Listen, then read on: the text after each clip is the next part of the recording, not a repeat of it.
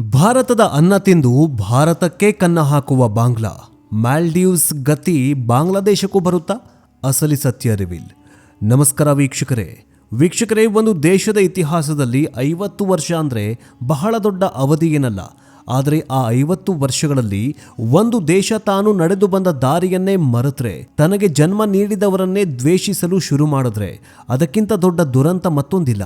ಇವತ್ತು ನಮ್ಮ ನೆರೆಯ ರಾಷ್ಟ್ರ ಬಾಂಗ್ಲಾದೇಶದಲ್ಲಿ ಆಗ್ತಾ ಇರೋದೇ ಇದು. ಒಂದು ಕಾಲ ಇತ್ತು, ಅಂದು ಬಾಂಗ್ಲಾದೇಶ ಎಂಬ ಹೆಸರಿರಲಿಲ್ಲ, ಅದು ಪೂರ್ವ ಪಾಕಿಸ್ತಾನವಾಗಿತ್ತು. ಅಲ್ಲಿನ ಜನರ ಮೇಲೆ ಪಶ್ಚಿಮ ಪಾಕಿಸ್ತಾನದ ಸೈನಿಕರು ನಡೆಸ್ತಾ ಇದ್ದ ದೌರ್ಜನ್ಯ, ಅತ್ಯಾಚಾರ ಮತ್ತು ನರಮೇಧಗಳನ್ನು ನೋಡಿ ಭಾರತ ಸುಮ್ಮನೆ ಕೂರಲಿಲ್ಲ. ತನ್ನ ಸೈನಿಕರ ರಕ್ತ ಚೆಲ್ಲಿ, ತನ್ನ ಖಜಾನೆಯ ದುಡ್ಡನ್ನು ಸುರಿದು, ಪ್ರಪಂಚದ ದುಡ್ಡನ್ನು ಅಮೆರಿಕಾದ ಬೆದರಿಕೆಗೂ ಬಗ್ಗದೆ ಒಂದು ಹೊಸ ದೇಶವನ್ನು ಸೃಷ್ಟಿ ಮಾಡಿತು. ಅದೇ ಬಾಂಗ್ಲಾದೇಶ ಇಂದು ಇಂದಿರಾ ಗಾಂಧಿಯಿಂದ ಹಿಡಿದು ಭಾರತದ ಸಾಮಾನ್ಯ ಪ್ರಜೆಯವರೆಗೂ ಪ್ರತಿಯೊಬ್ಬರೂ ಬಾಂಗ್ಲಾದೇಶವನ್ನು ತಮ್ಮದೇ ಮನೆಯ ಮಗು ಅಂತ ಭಾವಿಸಿದ್ರು.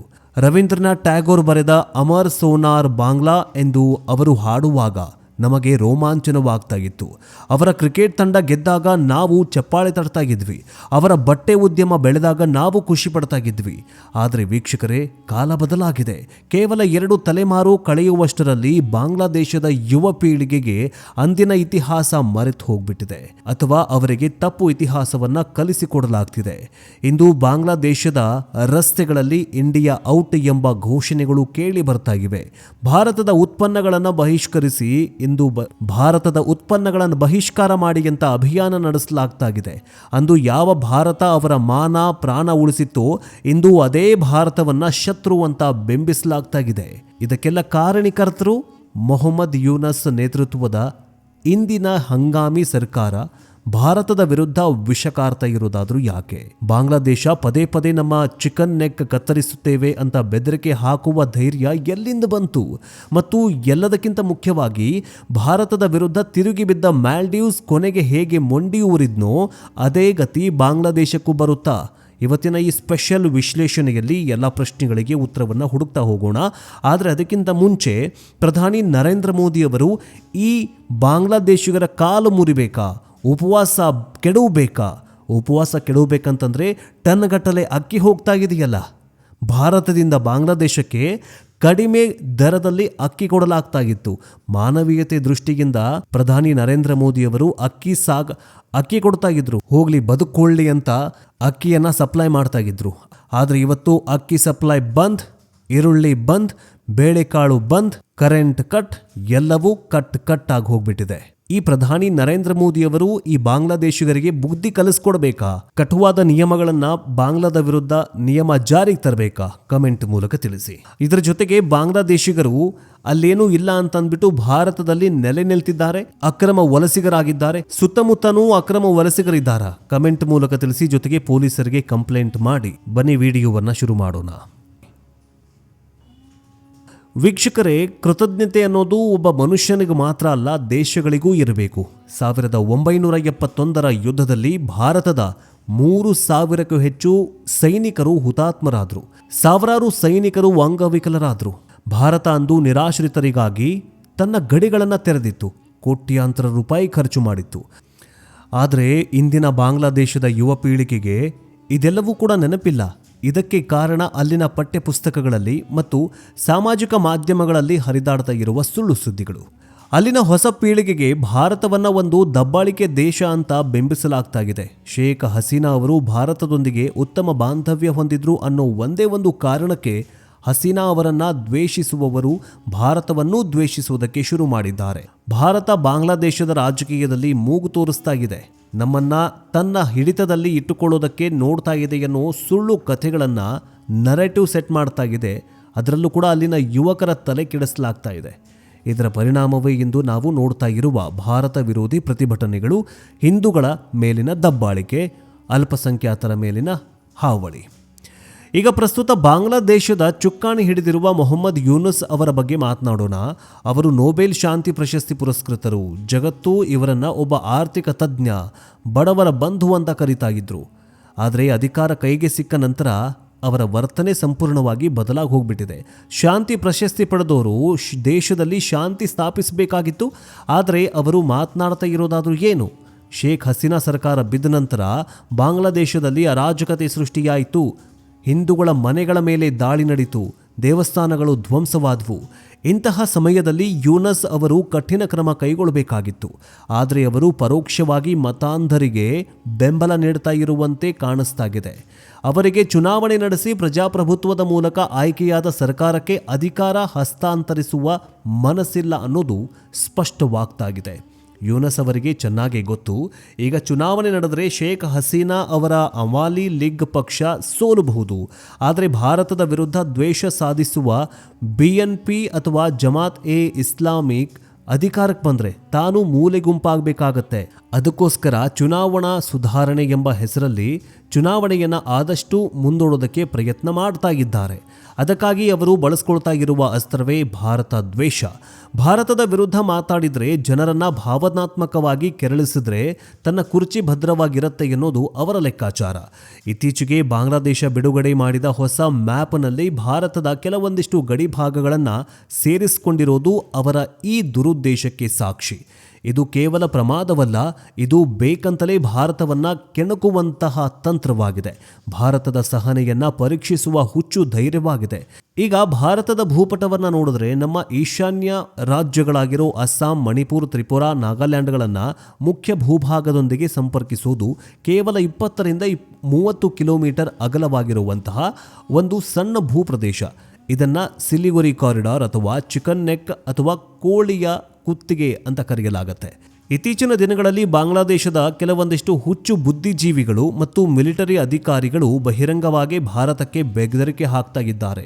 ನಾವು ಚೀನಾದ ಜೊತೆ ಸೇರಿಕೊಂಡು ಭಾರತದ ಚಿಕನ್ ನೆಕ್ ಕತ್ತರಿಸ್ತೇವೆ, ಈಶಾನ್ಯ ಭಾರತವನ್ನು ಭಾರತದಿಂದ ಬೇರ್ಪಡಿಸ್ತೇವೆ ಅಂತ ಬೊಬ್ಬೆ ಹೊಡೆಯೋದಕ್ಕೆ ಶುರು ಮಾಡಿದ್ದಾರೆ. ಆದರೆ ವೀಕ್ಷಕರೇ, ಬಾಂಗ್ಲಾದೇಶಕ್ಕೆ ಗೊತ್ತಿಲ್ಲದ ಅಥವಾ ಮರೆತಿರುವ ಒಂದು ಸತ್ಯ, ಚಿಕನ್ ನೆಕ್ ಕೇವಲ ಭಾರತಕ್ಕೆ ಮಾತ್ರವಲ್ಲ, ಬಾಂಗ್ಲಾದೇಶಕ್ಕೂ ಇದೆ. ಹೌದು, ಬಾಂಗ್ಲಾದೇಶದ ಆಗ್ನೇಯ ಭಾಗದಲ್ಲಿರುವ ಚಿತ್ತಗಾಂಗ್ ಪ್ರದೇಶವನ್ನು ಗಮನಿಸಿ. ಈ ಪ್ರದೇಶವನ್ನು ಬಾಂಗ್ಲಾದೇಶದ ಮುಖ್ಯ ಭೂಭಾಗದೊಂದಿಗೆ ಸಂಪರ್ಕಿಸುವ ಜಾಗ ಕೂಡ ಅಷ್ಟೇ ಕಿರಿದಾಗಿದೆ. ಅದು ಕೇವಲ 20ರಿಂದ 30 ಕಿಲೋಮೀಟರ್ ಅಗಲವಿದೆ. ಅದರ ಉದ್ದಕ್ಕೆ ಭಾರತದ ತ್ರಿಪುರಾ ರಾಜ್ಯ ಇದೆ. ದಕ್ಷಿಣಕ್ಕೆ ಬಂಗಾಳ ಕೊಲ್ಲಿ ಸಮುದ್ರ ಇದೆ. ಇನ್ನು ಒಂದು ರೋಚಕ ವಿಷಯ ಏನಂತಂದರೆ, ಚಿತ್ತಗಾಂಗ್ ಗುಡ್ಡಗಾಡು ಪ್ರದೇಶದಲ್ಲಿ ವಾಸವಾಗುವಂತಹ ಬಹುತೇಕ ಜನರು ಬುದ್ಧರು ಮತ್ತು ಹಿಂದೂ ಬುಡಕಟ್ಟು ಜನಾಂಗದವರು. ಇವರು ಐತಿಹಾಸಿಕವಾಗಿ ಬಾಂಗ್ಲಾದೇಶದ ಮುಸ್ಲಿಂ ಆಡಳಿತದ ವಿರುದ್ಧ ಹೋರಾಡ್ತಾ ಇರುತ್ತಲೇ ಬಂದಿದ್ದಾರೆ. ಇವರಿಗೆ ಬಾಂಗ್ಲಾದೇಶದಿಂದ ಸ್ವತಂತ್ರ ಬೇಕು ಅನ್ನೋ ಕೂಗು ದಶಕಗಳಿಂದ ಕೇಳಿ ಬರ್ತಾ ಇದೆ. ಒಂದು ವೇಳೆ ಬಾಂಗ್ಲಾದೇಶ ಭಾರತದ ಸಿಲಿಗುರಿ ಕಾರಿಡಾರ್ ಕಡೆ ಕಣ್ಣು ಹಾಕಿದ್ರೆ ಭಾರತ ಸುಮ್ಮನೆ ಕೂರುತ್ತಾ? ಭಾರತ ಮನಸ್ಸು ಮಾಡಿದ್ರೆ ಚಿತ್ತಗಾಂಗನ್ನು ಬಾಂಗ್ಲಾದೇಶದಿಂದ ಶಾಶ್ವತವಾಗಿ ಕತ್ತರಿಸಾಕಬಹುದು. ಆಗ ಬಾಂಗ್ಲಾದೇಶ ತನ್ನ ಅತಿದೊಡ್ಡ ಬಂದರು ಮತ್ತು ಆರ್ಥಿಕ ಆದಾಯ ಮೂಲವನ್ನೇ ಕಳೆದುಕೊಳ್ಳಬೇಕಾಗತ್ತೆ. ಭಾರತ ಈ ವಿಷಯದ ಬಗ್ಗೆ ಎಲ್ಲಿಯೂ ಕೂಡ ಬಹಿರಂಗವಾಗಿ ಮಾತಾಡಿಲ್ಲ.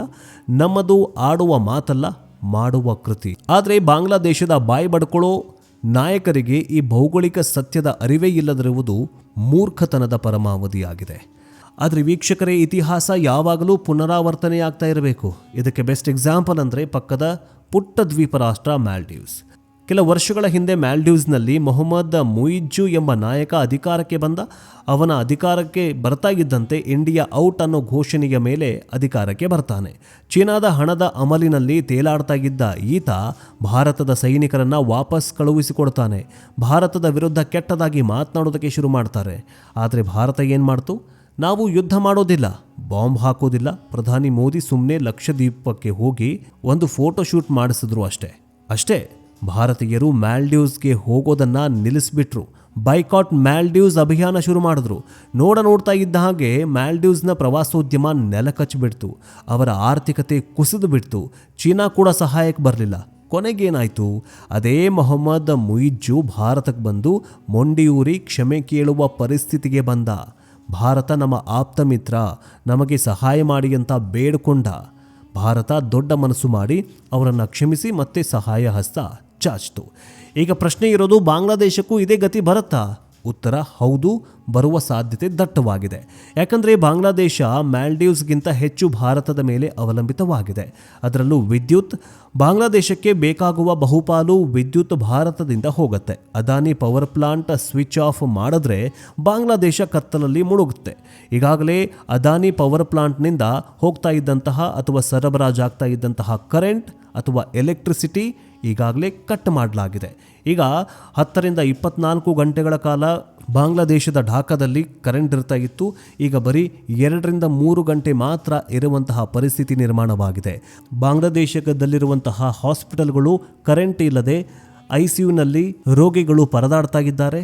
ಬಟ್ಟೆ ಉದ್ಯಮ ಈಗಾಗಲೇ ಅಂದರೆ ಉದ್ಯಮಗಳು, ವ್ಯಾಪಾರ ಜೊತೆಗೆ ಫ್ಯಾಕ್ಟರಿಗಳು ಎಲ್ಲವೂ ಕೂಡ ಬಂದಾಗಿದೆ. ಒಟ್ಟಾರೆಯಾಗಿ ವಿದ್ಯುತ್ ಕಡಿತದಿಂದಾಗಿ ಬಾಂಗ್ಲಾದೇಶ ಈಗ ICUನಲ್ಲಿದೆ. ಇನ್ನು ವೈದ್ಯಕೀಯ, ಬಾಂಗ್ಲಾದೇಶದ ಲಕ್ಷಾಂತರ ರೋಗಿಗಳು ಚಿಕಿತ್ಸೆಗಾಗಿ ಭಾರತದ ಆಸ್ಪತ್ರೆಗಳಿಗೆ ಬರ್ತಾರೆ. ವೀಸಾ ನಿಲ್ಲಿಸಿದರೆ ಅಲ್ಲಿ ಹಾಹಾಕಾರ ಶುರುವಾಗುತ್ತೆ. ಯಾಕಂತಂದರೆ ಬಾಂಗ್ಲಾದೇಶದ ಲಕ್ಷಾಂತರ ರೋಗಿಗಳು ಭಾರತದ ಆಸ್ಪತ್ರೆಗಳಿಗೆ ಬಂದು ಚಿಕಿತ್ಸೆ ಪಡೆದುಕೊಂಡು ಹೋಗ್ತಾರೆ. ಈಗೇನಾದರೂ ವೀಸಾ ನಿಲ್ಲಿಸಿದರೆ ರೋಗಿಗಳು ಪರದಾಡುವಂತಹ ಪರಿಸ್ಥಿತಿ ನಿರ್ಮಾಣವಾಗುತ್ತೆ. ಇನ್ನು ನಿತ್ಯ ಅಗತ್ಯ ವಸ್ತುಗಳು, ಈರುಳ್ಳಿ, ಅಕ್ಕಿ, ಸಕ್ಕರೆ, ಬಟ್ಟೆ ಹೀಗೆ ಪ್ರತಿಯೊಂದಕ್ಕೂ ಕೂಡ ಭಾರತದ ಕಡೆ ಬಾಂಗ್ಲಾದೇಶ ನೋಡಬೇಕು. ಈರುಳ್ಳಿ, ಅಕ್ಕಿ ಇಲ್ಲ ಅಂತಂದರೆ ಏನು ಮಾಡ್ತಾರೆ? ಈಗಾಗಲೇ ಅಕ್ಕಿ ಸಪ್ಲೈಯನ್ನು ಪ್ರಧಾನಿ ನರೇಂದ್ರ ಮೋದಿಯವರು ಬಂದ್ ಮಾಡಿದ್ದಾರೆ ಎನ್ನುವಂತಹ ಸುದ್ದಿ ಇದೆ. ಈಗಾಗಲೇ ಬೇರೆ ದೇಶದವ್ರಿಗೆ, ಏನು ಪಾಕಿಸ್ತಾನದವ್ರೇನು ಬಂದು ಅಕ್ಕಿ ಕೊಡ್ತಾರಾ? ಕೊಡೋಕ್ಕಾಗಲ್ಲ. ಯಾಕಂತಂದರೆ ಯಾರು ಕೊಡ್ತಾರೆ ಅಷ್ಟು ದೂರಕ್ಕೆ? ಹೀಗಾಗಿ ಬಾಂಗ್ಲಾ ಈಗ ಹಸಿವಿನಿಂದ ನರಳಾಡ್ತಾಗಿದೆ. ಇನ್ನು ಬಾಂಗ್ಲಾದೇಶದ ಆರ್ಥಿಕತೆಯ ಬೆನ್ನೆಲುಬಾಗಿರುವ ಗಾರ್ಮೆಂಟ್ಸ್ ಇಂಡಸ್ಟ್ರಿಗೆ ಬೇಕಾದ ಕಚ್ಚಾ ವಸ್ತುಗಳು ಭಾರತದಿಂದಲೇ ಹೋಗುತ್ತೆ. ಗಾರ್ಮೆಂಟ್ಸ್ ನಡಬೇಕಾದ್ರೆ, ಗಾರ್ಮೆಂಟ್ಸ್ ಫ್ಯಾಕ್ಟ್ರಿಗಳು ನಡಬೇಕಾದ್ರೆ ಕರೆಂಟ್ ಬೇಕಲ್ಲ. ಕರೆಂಟೇ ತೆಗೆದುಬಿಟ್ಟಿದ್ದಾರೆ ಅದಾನಿಯವರು, ಪ್ರಧಾನಿ ಮೋದಿಯವರು. ಏನು ಮಾಡ್ತಾರೆ? ಎಲ್ಲವೂ ಕೂಡ ಬಂದ್ ಆಗಿ ಹೋಗ್ಬಿಟ್ಟಿದೆ. ಸಪೋಸ್ ಏನಾದರೂ ಒಂದು ದಿನ ಗಾರ್ಮೆಂಟ್ಸ್ ಇಂಡಸ್ಟ್ರಿ ಬಂದ್ ಆದರೆ ಬಾಂಗ್ಲಾದೇಶದಲ್ಲಿ ನಿರುದ್ಯೋಗ ತಾಂಡವವಾಡುತ್ತೆ, ಕ್ರೈಮ್ ರೇಟ್ ಜಾಸ್ತಿ ಆಗುತ್ತೆ. ಬಾಂಗ್ಲಾದೇಶ ಮೊನ್ನೆ ಅದೇ ಶೇಖ್ ಹಸೀನಾ ಅವರ ಮನೆಗಳಿಗೆ ನುಗ್ಗಿದ್ರಲ್ಲ, ಅದಕ್ಕಿಂತ ದೊಡ್ಡ ಅವಘಡ, ದುರಂತ ಸಂಭವಿಸೋ ದಿನಗಳು ನಮ್ಮ ಕಣ್ಣ ಮುಂದೆ ಕಾಣಿಸ್ತಾ ಇದೆ. ಇಷ್ಟೆಲ್ಲ ಅವಲಂಬನೆ ಇಟ್ಟುಕೊಂಡು ಭಾರತದ ತಟ್ಟೆಯಲ್ಲಿ ಊಟ ಮಾಡ್ತಾ ಅದೇ ತಟ್ಟೆಗೆ ಉಗುಳುವಂತಹ ಕೆಲಸವನ್ನು ಬಾಂಗ್ಲಾದೇಶ ಮಾಡ್ತಾಗಿದೆ. ಮ್ಯಾಲ್ಡೀವ್ಗೆ ಬುದ್ಧಿ ಬರೋದಕ್ಕೆ 1 ವರ್ಷ ಬೇಕಾಯಿತು. ಬಾಂಗ್ಲಾದೇಶದ ಆರ್ಥಿಕ ಪರಿಸ್ಥಿತಿ ಈಗಾಗಲೇ ಹದಗೆಟ್ಟಿದೆ. ಅಲ್ಲಿನ ಹಣದುಬ್ಬರ ಗಗನಕ್ಕೇರಿದೆ. ಇಂತಹ ಸಮಯದಲ್ಲಿ ಭಾರತದ ಜೊತೆಗೆ ದ್ವೇಷ ಕಟ್ಟಿಕೊಂಡ್ರೆ ಅದು ಬಾಂಗ್ಲಾದೇಶದ ಪಾಲಿಗೆ ಆತ್ಮಹತ್ಯೆ ಮಾಡಿಕೊಂಡಂಗೆ. ಅಲ್ಲಿನ ಒಬ್ಬ ಆರ್ಥಿಕ ಸಲಹೆಗಾರ ಈಗಾಗಲೇ ಎಚ್ಚರಿಕೆ ನೀಡಿದ್ದಾಗಿದೆ. ಭಾರತದ ಜೊತೆಗೆ ಗುದ್ದಾಡೋದು ಬೇಡ, ನಮ್ಮ ಆರ್ಥಿಕತೆ ನಾಶವಾಗತ್ತೆ ಅಂತ. ಆದರೆ ಯುಎಸ್ ಸರ್ಕಾರ ಅದನ್ನು ಕೇಳ್ತಾಗಿಲ್ಲ. ಅಹಂಕಾರದ ಪರಮಾವಧಿಯಲ್ಲಿರುವ ಯುಎಸ್ ಸರ್ಕಾರ ಬಾಂಗ್ಲಾದೇಶ ತನ್ನ ಪತನವನ್ನು ತಾನೇ ಮಾಡಿಕೊಳ್ತಾಗಿದೆ. ಆದರೆ ವೀಕ್ಷಕರೇ, ಭಾರತ ವಸುಧೈವ ಕುಟುಂಬಕಂ ಅನ್ನುವಂತಹದ್ದನ್ನು ನಂಬುವ ದೇಶ. ನೆರೆಹೊರೆಯವರು ಚೆನ್ನಾಗಿರಲಿ ಅಂತ ಬಯಸುವ ದೇಶ. ಆದರೆ ನೆರೆಹೊರೆಯವರು ನಮ್ಮ ಒಳ್ಳೆತನವನ್ನು ದೌರ್ಬಲ್ಯ ಅಂತ ತಿಳಿದುಕೊಂಡ್ರೆ ಅವರಿಗೆ ತಕ್ಕ ಪಾಠ ಕಲಿಸಬೇಕು ಅಲ್ವಾ? ಆ ಪಾಠವನ್ನು ಈಗ ಭಾರತ ತೋರಿಸ್ತಾ ಇದೆ, ಕಲಿಸ್ತಾ ಇದೆ. ಇನ್ನು ಬಾಂಗ್ಲಾದೇಶದ ಯುವ ಪೀಳಿಗೆ ಈಗಲಾದರೂ ವಾಸ್ತವತೆಯನ್ನು ಅರಿತುಕೊಳ್ಳಬೇಕು. ರಾಜಕೀಯ ನಾಯಕರು ತಮ್ಮ ಬೇಳೆ ಬೇಯಿಸ್ಕೊಳ್ಳೋದಕ್ಕೆ ದ್ವೇಷದ ಬೀಜವನ್ನು ಬಿತ್ತುತ್ತಾ ಇದ್ದಾರೆ. ಆದರೆ ಅಂತಿಮವಾಗಿ ನಷ್ಟವಾಗ್ತಾ ಇರೋದು ಸಾಮಾನ್ಯ ಜನರಿಗೆ. ಪಾಕಿಸ್ತಾನದ ಸಹವಾಸ ಮಾಡಿ ಪಾಕಿಸ್ತಾನ ಏನಾಯಿತು ಅನ್ನೋ ಕಣ್ಣ ಮುಂದೆ ಉದಾಹರಣೆ ಇದೆ. ಈಗ ಬಾಂಗ್ಲಾದೇಶ ಅದೇ ಹಾದಿಯಲ್ಲಿ ನಡೆದರೆ ಅದು ಕೂಡ ಇನ್ನೊಂದು ಪಾಕಿಸ್ತಾನವಾಗುವುದರಲ್ಲಿ ಸಂಶಯವಿಲ್ಲ. ಭಾರತ ತಾಳ್ಮೆಯಿಂದ ಇದೆ, ನಾವು ಕಾಯುತ್ತೇವೆ. ಮ್ಯಾಲ್ಡೀವ್ಸ್ನಂತೆ ಬಾಂಗ್ಲಾದೇಶವು ತನ್ನ ತಪ್ಪಿನ ಅರಿವಾಗಿ ಮತ್ತೆ ಸ್ನೇಹದ ಹಸ್ತ ಚಾಚುವ ದಿನ ದೂರವಿಲ್ಲ. ಅಲ್ಲಿವರೆಗೂ ಭಾರತ ತನ್ನ ಗಡಿಗಳನ್ನು ಮತ್ತು ತನ್ನ ಹಿತಾಸಕ್ತಿಯನ್ನು ರಕ್ಷಿಸಿಕೊಳ್ಳಲು ಸಮರ್ಥವಾಗಿದೆ. ಇಷ್ಟು ದಿನಗಳವರೆಗೆ ಗಡಿಗಳಲ್ಲಿ ಅಷ್ಟೊಂದು ಸ್ಟ್ರಿಕ್ಟ್ ಇರಲಿಲ್ಲ ಅಂತಂದರೆ ಕಳ್ಳದಾರಿಯಿಂದ ಗಡಿಗಳನ್ನು ದಾಟಿಕೊಂಡು ಬಾಂಗ್ಲಾದೇಶಿಗರು ಭಾರತದೊಳಗಡೆ ಕೋಟ್ಯಾಂತರ ಬಾಂಗ್ಲಾದೇಶಿಗಳು ಈಗಾಗಲೇ ನಿಮ್ಮ ನಡುವೆ ಇದ್ದಾರೆ. ಅವರನ್ನು ಹೆಂಗಾದರೂ ಮಾಡಿ ಕಳುಹಿಸಿಕೊಡಬೇಕು. ಈಗ ಬಾಂಗ್ಲಾದೇಶದಿಂದ ಒಂದೇ ಒಂದು ನೊಣನೂ ಕೂಡ ಒಳಗಡೆ ಬರ್ತಾ ಇಲ್ಲ. ಸೊ ಈಗ ಕರ್ನಾಟಕ ಸೇರಿದಂತೆ ಎಲ್ಲರೂ ಕೂಡ ಸೇರಿಕೊಂಡು, ಎಲ್ಲ ರಾಜ್ಯದವರು ಕೂಡ ಸೇರಿಕೊಂಡು ಎಲ್ಲೆಲ್ಲಿ ಈ ಬಾಂಗ್ಲಾದೇಶಗಳು ವಲಸೆ ನಿಂತಿದ್ದಾರಲ್ಲ, ಅಕ್ರಮ ವಲಸಿಗರಿದ್ದಾರಲ್ಲ, ಅವರೆಲ್ಲರನ್ನೂ ಕೂಡ ತಮ್ಮ ದೇಶಗಳಿಗೆ ಕಳುಹಿಸಿಕೊಡಬೇಕು. ಆ ಒಂದು ದಿಟ್ಟ ನಿರ್ಧಾರವನ್ನು ಕರ್ನಾಟಕ ಸೇರಿದಂತೆ ಇಡೀ ಭಾರತವೇ ಒಗ್ಗಟ್ಟಾಗಿ ನಿಂತು ಈ ಅಕ್ರಮ ವಲಸಿಗರನ್ನು ಹೊರದಬ್ಬಬೇಕು. ಇಲ್ಲ ಅಂದರೆ ಮುಂದಿನ ದಿನಗಳಲ್ಲಿ ನಾವು ಪಶ್ಚಾತ್ತಾಪ ಪಡಬೇಕಾಗತ್ತೆ. ಇದು ಎಚ್ಚರಿಕೆಯ ಕರೆಗಂಟೆ. ಪ್ರಧಾನಿ ನರೇಂದ್ರ ಮೋದಿಯವರು ಆದಷ್ಟು ಬೇಗ ಮಾಡ್ತಾರೆ ಅಂತ ನಾವು ಕೂಡ ನಂಬಿದ್ದೀವಿ. ಇದ್ರ ಬಗ್ಗೆ ನಿಮ್ಗೇನು ಅನ್ಸುತ್ತೆ ಕಮೆಂಟ್ ಮೂಲಕ ತಿಳಿಸಿ.